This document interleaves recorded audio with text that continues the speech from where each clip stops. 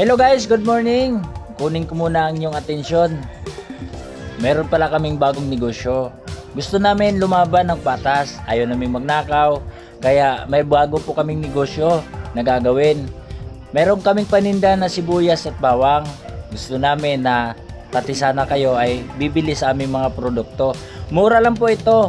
Kung mabibili mo ito sa palengke, mayroong umaabot na 220 hanggang 250 ang sibuyas at ang bawang. Ito naman sa amin dito, 210 lang ang 1 kilo. Free shipping na po. Libre hatid na po. Within Marikina at Antipolo lang. So ngayon mga kagimo, meron din po kaming grapes. Ayan po, grapes. 150 lang ang kilo. Libre hatid na po yan. Kaya murang-mura na po yan mga kagimo. Para sa aming pasisimula na negosyo na sana po ay tulungan nyo kami magtagumpay at lumago ang aming negosyo. Ito po ang aming simula. Ayan po, naghiram po kami ng timbangan kay Brother Kokoy. Salamat Brother Kokoy. At salamat din sa aking mga supporters na nagtitiwala na sana ay lumago ang ating negosyo.